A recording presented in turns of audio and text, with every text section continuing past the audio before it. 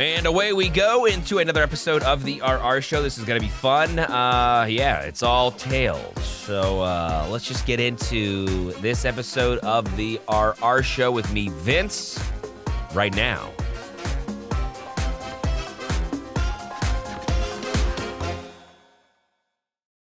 Our first story comes from TalesFromYourServer, posted by user AthenaHyena22. The effort to try to trick your server/bartender cannot be worth it.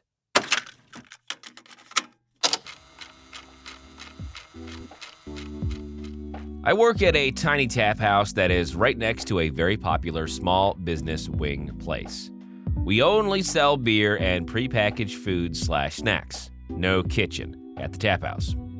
However, we tell people that they can bring their own food in if they want, which is allowed because we don't make food ourselves. Many customers choose to bring wings over from next door. We have even worked out a little discount between the both of our places, where if you show a beer receipt from us over at the wing place, you get a discount. And if you show a wing receipt, you get $1 off your beer.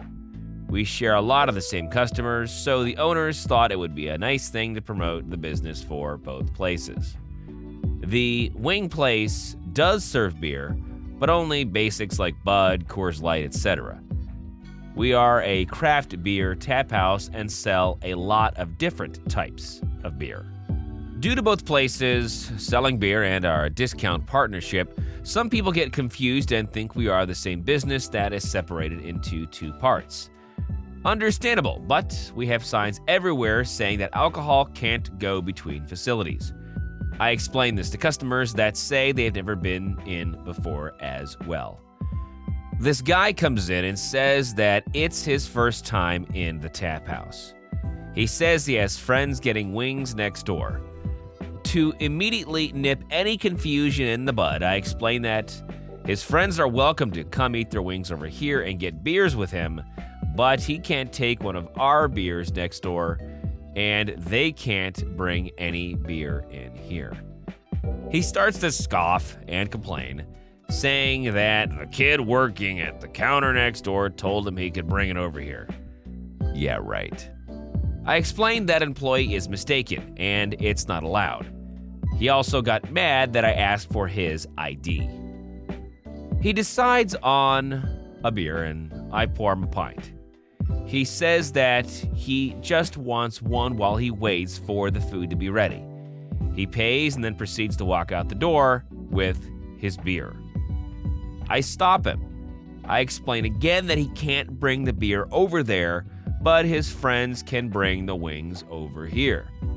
He starts to get mad and says he would not have purchased one of our beers if he had known that. But he doesn't want any of the beer next door. Sir, I explained it less than 5 minutes ago, twice.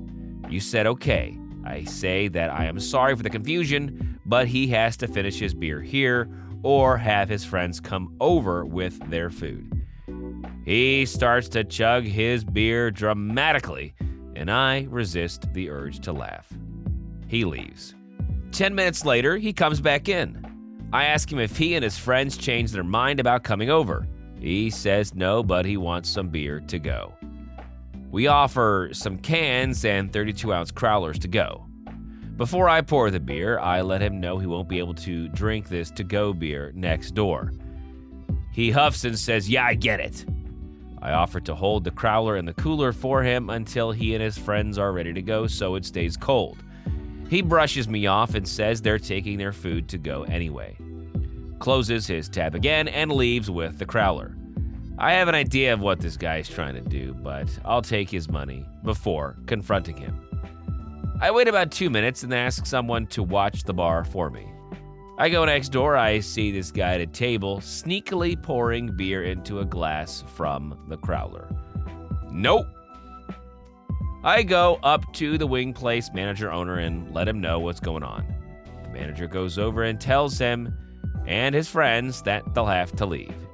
He starts to tell the manager I said it was okay for him to bring the beer over. I say, no, I did not. The guy looks a little sheepish and starts to sputter a bunch of angry toddler sounds. They all start to leave while the guy starts yelling about how we're all idiots. His friends looked embarrassed. The manager actually ended up letting the guy's friends stay because they didn't do anything wrong. The guy was mad his friends wouldn't leave with him. I get it. I don't really drink Coors or Bud either, but you could have just come over and had your wings and watched the same exact game on TV and had good beer at our place. Instead, now neither place wants to serve you ever again. How'd that work out for you?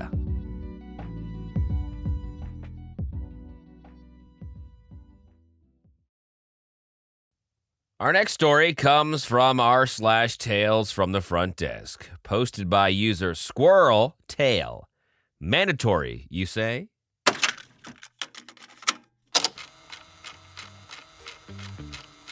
Meetings. Arguably a waste of everyone's time. A worthless imposition upon our finite existence. But doubly so when one works nights. Tonight, gentle readers, I have a small tale of mismanagement and begrudging compliance with absurd requirements.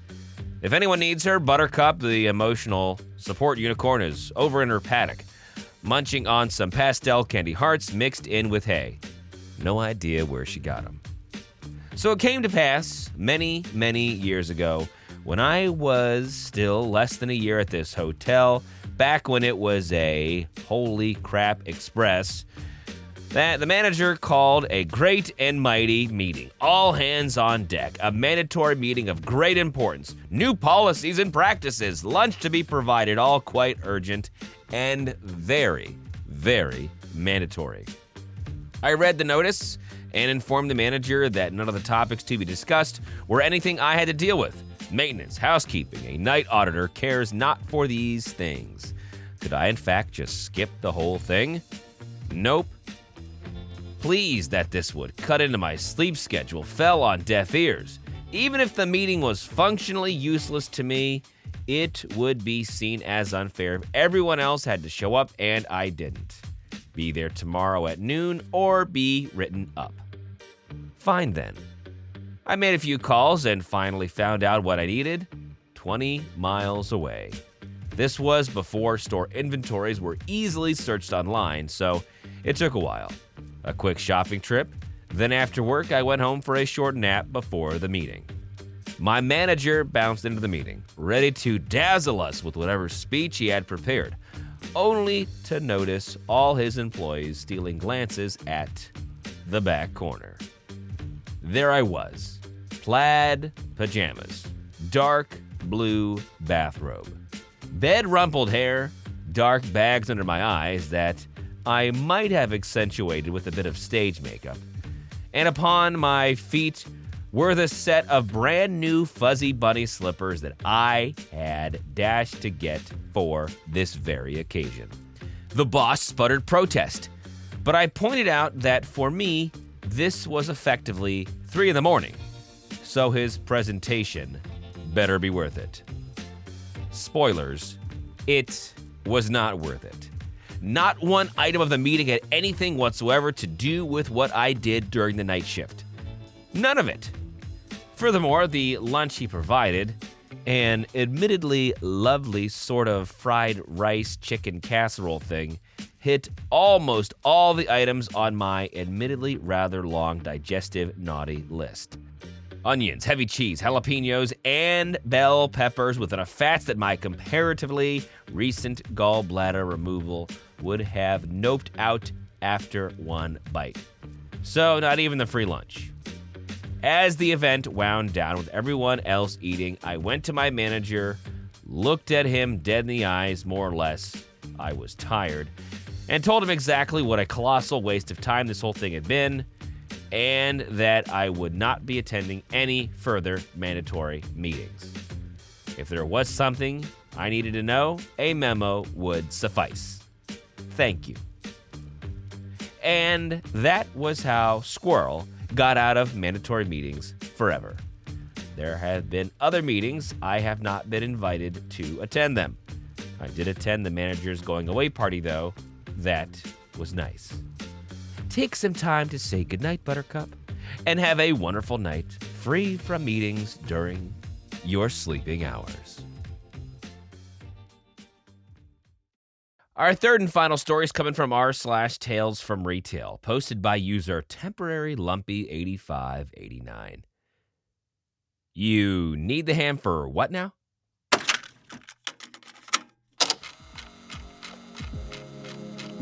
Another tale from working the deli hot food section at the grocery store. Sometimes I was on hot food duty. Sometimes I was on cold cuts duty. This is a story about one of our regulars at the cold cuts counter. I never did learn her name, so I'll just call her SL for Sweet Lady. For context, by far, the most time-consuming way to cut the meat is chipped/shredded, i.e. the blade is set up to microscopic thickness settings, so the meat is like little bits of torn lace in a pile. Shortly after I first started working there, my manager, whom I'll call Z, notices this sweet lady, who I'd guess is in her mid-60s, wearing a classic bright floral patterned grandma shirt. This is the conversation that ensued. Z: "Oh no." Me: "What?" Z: "Not again." Me: "What?" Z: "Just hope no other customers come to the counter for a bit and go get the insert brand name smoked honey and maple ham, the all-natural one." Me: "Confused, but glad to know ahead of time so I don't have to wait for the customer to make a selection. Okay, sure, but why?" Z: "Just have it ready. She always orders like a ton of chipped honey maple ham once every couple of weeks. I'll try to handle any other customers that come. You'll be here for a bit." My natural first thought is, oh great, yay, lovely, or something of that nature. But it wasn't really crowded at the time, and it wasn't our busy hour. Sure enough, SL, Sweet Lady, comes up and says, "Hi, hun," and proceeds to somewhat apologetically order 1.5 pounds of this expensive specialty ham, all chipped and shredded, like 24 ounces of teeny meat fragments. Usually slicing meat the normal way, even for 1.5 pounds, would take 45 seconds, maybe. This took me several agonizing minutes, all the while hoping a queue wouldn't start forming behind her. While I'm chipping the meat, SL stands there, waiting very patiently, making occasional small talk. Usually when customers had weird orders like this, they were also impatient or spoiled. So it was refreshing that she was so polite, but it still took forever. Finally, I gave her her order, and she says, "Thanks, hun," and leaves. Over the next several months, I saw Sweet Lady many times, always wearing some super bright colored outfit, always coming in when we were sort of dead. She must have been aware her order was long, and the order was always the same. She was always super nice, so I tried to be super nice back to her, even though she was causing an inconvenience, and it became a normal part of the routine, and I didn't really mind it. It never really occurred to me to ask if she had a special reason for her order. Then, we don't see Sweet Lady for a long time, by her standards. There was an underpass being constructed right down the road from our store at the same time, and we were being constantly slammed by lunch construction workers, police, firemen, wanting fresh deli sandwiches. I honestly had forgotten about SL when all of a sudden, in a comparative lull, I see this lady, probably in her late 30s, early 40s, hovering around the deli counter.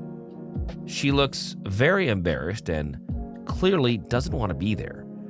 For a minute, she looks like she might chicken out and leave, but I managed to get over to the counter, as I know Z is watching and hates it when customers leave without buying anything.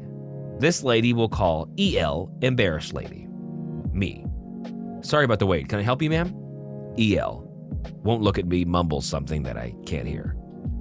Me: "I'm sorry, what was that?" EL mumbling something about her mom and the stupid dog. Me: "Excuse me?"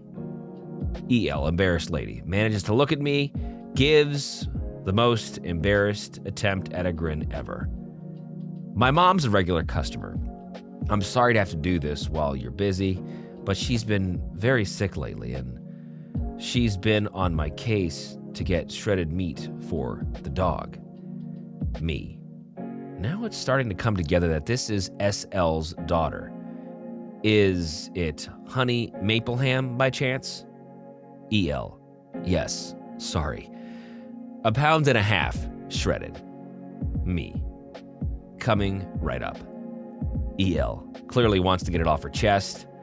I'm so sorry to do this when you're busy, but my mom's got this 12-year-old pug that's going senile, and she spoils him rotten. He doesn't have many teeth, so this is about the only special treat he can have. He can't chew dog biscuits. Mom's home and recovering now, but she's been begging me to get up here all week. Oh, that's perfectly fine. I don't mind at all, I said. And honestly, I didn't. It was a break from the lunch craziness. I saw Sweet Lady 1 or 2 times after that before I was transferred to a sister store a few miles away. Before I left, I told Z and the other employees what Sweet Lady was using the chipped meat for. Most of them said something like, "You gotta be kidding me." But Z said, "Yeah, I figured it was for a dog or a cat, but I didn't want to ask." I felt silly for not thinking of it before, but as I'm an animal lover myself, and at the time had a nearly 20-year-old cat of my own, I could sympathize with her desire to make the last year or so of the pet's life special when they start to show signs of pet dementia and things like that. Also, I always enjoyed little slice of life interactions like that because they made up for other not so pleasant things about working there.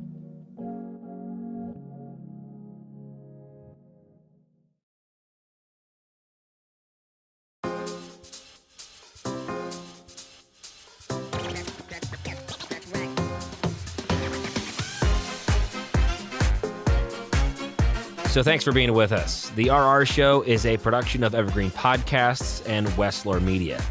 Now, if you'd be so kind, please follow or subscribe to our show wherever you get your podcasts. And if you're feeling extra nice, you might as well leave a 5-star review. But for more, visit the website, rrshow.com. That is rrshow.com. I'm your host, Vince, and we'll see you next time here on The RR Show.